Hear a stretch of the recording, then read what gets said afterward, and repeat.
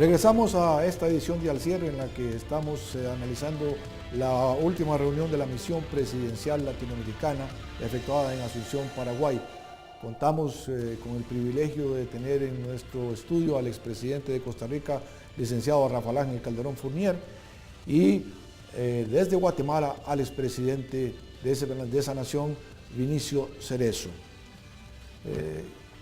Presidente Cerezo, usted y el presidente Calderón ejercieron el mando más o menos en la circunstancia de la última batalla de la Guerra Fría que se efectuó, la vivimos en Centroamérica, la recordamos bien. Yo ejercí el periodismo en aquella época, que estaba más joven.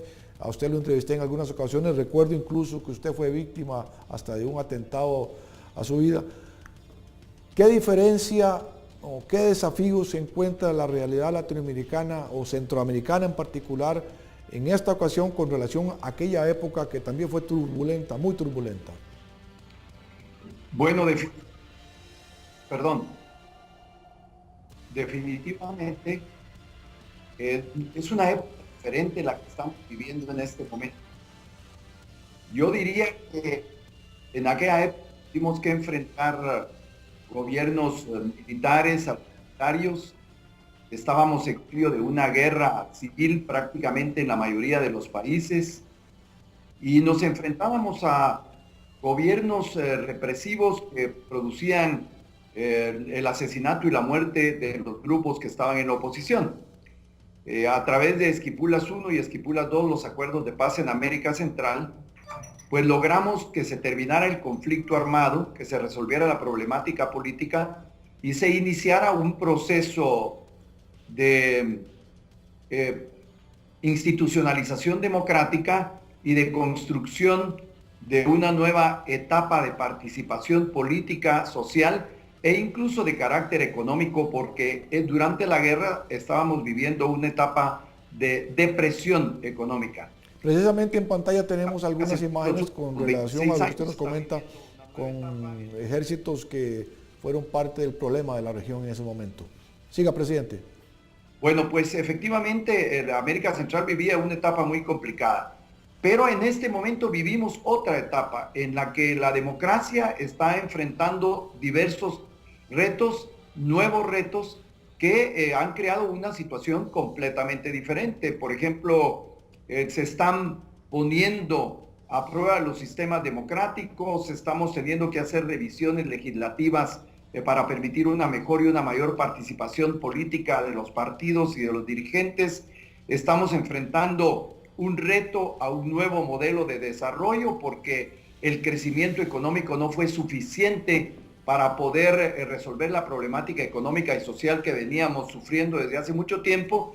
Y aunque en países como Costa Rica se habían alcanzado avances en la condición humana y en los derechos muy importantes, en este momento, pues América Latina y particularmente Centroamérica se ha convertido en una de las regiones del mundo con mayores desigualdades económicas, y eso se debe a un modelo económico que, aunque sí resolvió algunos de los problemas que teníamos en el pasado, no ha podido resolver otros y estamos teniendo que enfrentarlos. Pero también nos estamos enfrentando a una nueva patología, las nuevas patologías del mundo moderno, como son el crimen organizado, correcto, el narcotráfico y la corrupción. Y entonces es una etapa diferente. Por lo tanto, lo importante es que nosotros nos demos cuenta que tuvimos la capacidad histórica de resolver los problemas que vivíamos en esa época individualmente en los países y en acuerdos de carácter regional en América Central y en el Caribe, y que tenemos en este momento pues la oportunidad de los expresidentes de trasladar esas experiencias, esos éxitos históricos que tuvimos a los nuevos presidentes, a los gobiernos, a la sociedad civil, a los partidos políticos, para que ellos tengan, sobre la base de las experiencias históricas anteriores, la posibilidad de trabajar con la sociedad, todos en un concierto de esfuerzos, de trabajar con la sociedad la búsqueda de soluciones para los problemas que se están viviendo en este momento y que han producido pues enormes problemas de violencia, especialmente en los países del norte de América Central y en algunos países de Sudamérica por los problemas que hemos mencionado. Vivimos una nueva época pero la democracia se ha mantenido por primera vez en América Latina por 26 o 27 años, ha continuado en Costa Rica y en otros países donde ya existía la democracia, y estamos como en la discusión del modelo económico que deberíamos de seguir, el modelo político que deberíamos de trabajar y la búsqueda de soluciones novedosas para estos nuevos problemas que estamos enfrentando. Permítame incorporar ahora de nuevo al expresidente Calderón. Presidente, hay una realidad y es que usted, por ejemplo, en el caso suyo en Costa Rica ganó con una muy legítima mayoría.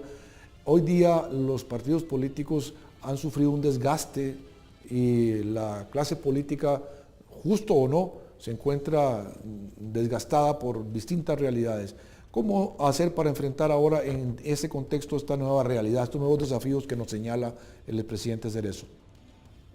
Primero, coincidir y brevemente hacer un análisis de cómo Centroamérica ha ido afianzando su democracia, porque tanto Guatemala, Honduras, Salvador, Nicaragua han tenido algunos problemas que los han resuelto por la vía constitucional y por la vía democrática.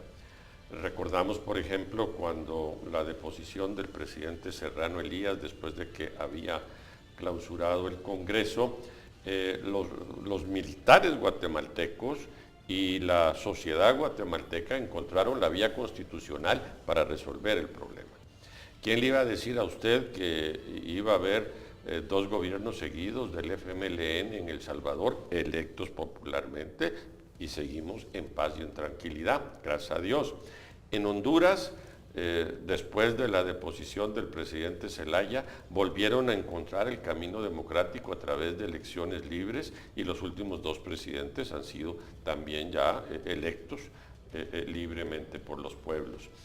Nicaragua, después de que don Daniel Ortega asume la primera vez, de facto, lógicamente, el triunfar la revolución sandinista, se somete a la votación popular años después, pierde 3 elecciones, respeta el resultado de esas elecciones y luego asume la presidencia de la República por voluntad mayoritaria del pueblo nicaragüense.